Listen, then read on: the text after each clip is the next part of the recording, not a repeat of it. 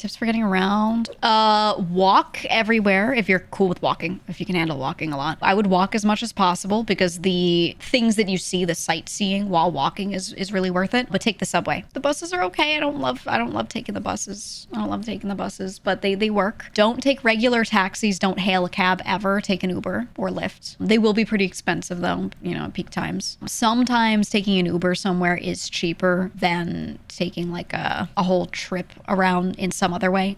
So, you know, just do it. But do the subway. And I'll give you the crash course. Ready? I promise it's not hard. It's gonna look like it's crazy. It's just because there's a lot of service because you can get literally everywhere. Okay, watch. You'll look and you'll see a bunch of colors and like a bunch of lines, right? And some letters. Anywhere, so that left area, this is the simplified map where it all looks like grid-like. The left side there is Manhattan. You can see how you can get anywhere between Brooklyn, Manhattan, Queens, the Bronx with the subway system. You can get literally everywhere. And then every one of these stops, you could get out and walk to like everything and it wouldn't be a terrible walk. Okay? This is the simplified map. It's very easy to understand. So this is the important part. Number 1, use Google Maps. Be like, I want to get here, and then select the train option. And Google Maps will tell you. It'll be like, take this train. It'll be like the 1, and it'll have a circle with a red circle with a 1 in it. And it'll be like, take this train to this stop and then get off and then get on this train and take it to that stop and then walk. It will tell you literally everything you need. Okay, so Google Maps is goated for that. You don't need to know anything special.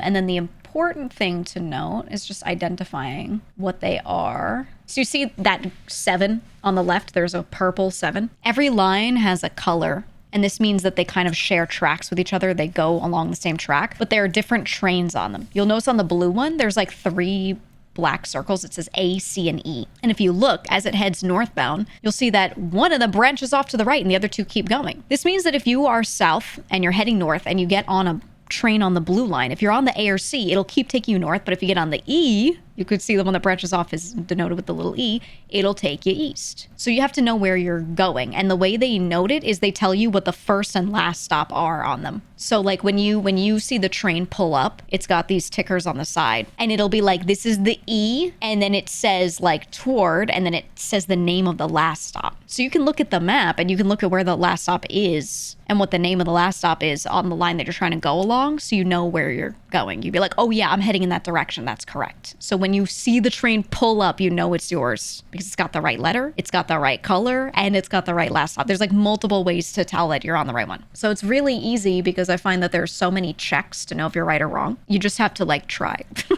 And then the really important thing is when they say where they're going, they say uptown and downtown. Okay, so watch this. Hold on, let me get a picture. NYC subway platform.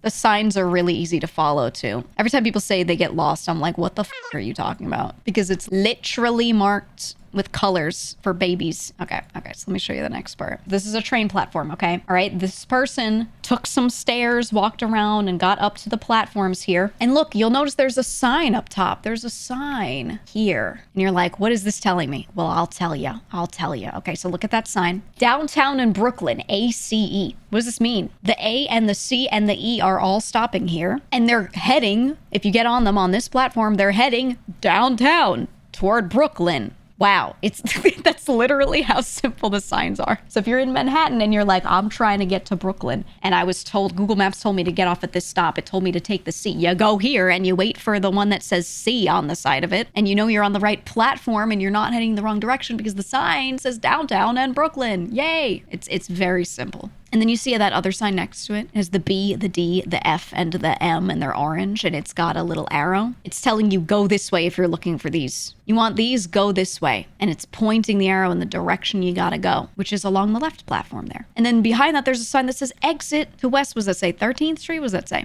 13th's a weird one. It should be 14th. I don't know. I can't read. It's too far. Anyway, it's telling you, wow, these stairs are the exit to this exact street. Does it say 8th? Oh, it's the shadow makes it look weird. There you go. Yeah, I was gonna say they don't stop on the odds. But there you go. The signs give you everything. All you have to do to not get overwhelmed is before you go in, open Google Maps. Just open Google Maps and be like, okay, I am on this street. Click on the stations right next to you that you're about to go into, and it'll say like, oh, you're at the West 8th Street. station. You'll be like, okay, where am I going? You don't even have to look at the map. You do not need to use the map, but you know, it's there if you prefer thinking about things spatially. Then you're like, oh, I'm going all the way out to Brooklyn, dude. I'm going all the way out to Lafayette Avenue, okay? Which is here, by the way, this blue one up at the top. And you're like, how do I get there? I'm in Manhattan. I'm near West 8th Street. You ask Google Maps and it's going to be like, take the blue line, take the E downtown, get off at Lafayette. You go, okay. So you just follow the signs until you find the one that says like downtown in Brooklyn, E, blue. And then you get on it when it shows up. There you go. And then you can go anywhere. If you can do this successfully, like 2 times, like figure out how to use the trains, you can go everywhere. And each trip is like a couple of dollars, no matter how far you go. You pay to get on the train. You don't like pay per amount of distance you go. So yeah, it's easy. You also don't need Google Maps. That's just the easy one. But if someone says the name of the station you're going to, you can also, like, when you're inside a train, they'll usually have a sign that shows all of the stops on that. So you can know like exactly how many stops away you are and all of that, because it just gives you everything. So when you look up where like the ads are, there's usually also a thing. Oh, yeah, here it is. I like the newer trains because they have this. Okay, look at this. This is the interior of one of the trains. This is a slightly nicer, newer one, but I wouldn't say they're that new. They've looked like this for a while. Okay, if you look at the right side, so you see their ads up top, but then every now and then you see one of these up at the top. Now you'll notice, so this is the A, so it says a blue A, right? So when you get on the train, you can also confirm, like, am I on the right one? Did I do this right? It says it right there. Then you look and they've got like text next to it. Now this one, what does this one say? Well, it's tiny for me. It says this is Inwood 207th Street. So you're up in like the Bronx. So they're telling you what stop you're at. It says this is, and then it gives you the name of the stop, this is like the last one. This is the last one up there. So what would happen is this train would turn around and start going southbound, start going downtown, right? And then what it would do is it would show you those little spots to the right that are empty. Every next stop, it'll give you the name of all of them. It'll say like name and what street it is. Name, what street, name, what street. So you know, oh, next 3 stops. You can, if you're nervous and you want to sit there and count how many times the train stops and then like stare at that thing until yours comes up, you know, like it'll tell you exactly how many stops away you are. And yeah, you could just listen to the intercom. I don't really like, I don't really think about like how many stops. They go, this stop is Inwood, 207th Street. And I'm like, okay. And I just get up and walk off, you know, like you don't need to think about it, but that's there if you need that reassurance because you're like worried that you might get off too early or something like that, you know? But yeah, they have that and it makes it super easy. So I find the subway to be actually really simple because they give you like multiple ways to check if you're in the right spot. So, you know, maybe you only remember the color of the line you're on and the name of where you're going, but that's fine. If you're getting on the blue line, you're getting on, you know, the E, but you're not sure that you're supposed to get on the E, you just go to where the blue line is and you're like, I don't know which of these 3 AC or I'm getting on. But when they pull up, it says on the side, like, this is the last stop. And you could tell if that last stop is in Queens. So if that last stop is in Brooklyn, it's heading downtown. You know, if it's upper Manhattan, so it's the A or the C going north or whatever, right? Like, you don't have to memorize any of that. You just need to know, like, what your endpoint is and be like, yeah, I'm vaguely heading toward Queens. All right. You know, stuff like that. So it keeps it really simple, really, really, really simple. And in general, it'll just say uptown or downtown and everything's a grid. So even if you don't know exactly what stop you're going to, you can probably just take a train generally toward the north and then get off generally near the street you need to get to. Because you're like, oh, I'm going to, you know, 54th Street. You take a train that's heading uptown and it takes you somewhere like 50th. And you're like, okay, I'll just get off here and walk 4 blocks. Boom, right? So even if you f up, as long as you know generally what street, and they're all numbered, what street you're trying to get to, you can like overshoot or undershoot a tiny bit and just get out and walk a little bit and you'll be fine.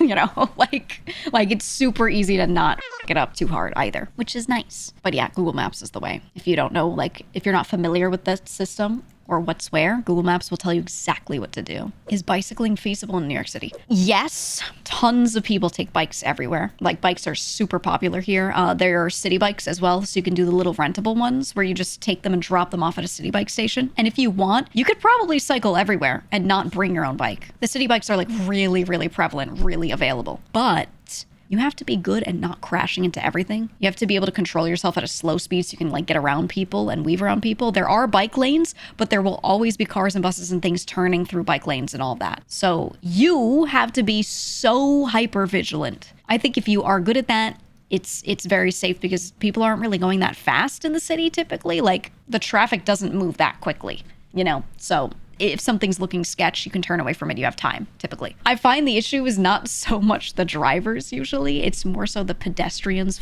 and everything up, because everyone will cross whenever they want, however they want. And you'll be driving, there will be a green light and you'll start going. And then someone will be like, actually, I'm crossing now. And they just run across the street. Because jaywalking is legal. That being said, it's legal, but if someone like crosses while it's green and gets hit, it's like legally they are not able to say like that they're totally not at fault, you know? So there's definitely a good trade-off there. But you know, if you're on a bicycle, you're gonna have to deal with pedestrians, which it can be kind of annoying. Just be careful with that. I would still say it's worth it. Just don't bike through Times Square. Like, don't go through the absolute most crowded area. I would say Manhattan's still fine, but just pick an avenue that's like 2 avenues over. Don't bike up Broadway, you know? And then you should be okay. But it's nice. It's still a nice experience, I would say. And if you're in Brooklyn or Queens, definitely bike. But I personally just like looking around. I like to look, you know, so I like to walk everywhere, and it's good for you. If you're gonna jaywalk, can you please at least be good about it? That's the attitude. That's the attitude in the city. Like, if you're jaywalking and you f it up, you f it up. You know, like, nobody's fault but yours, you know?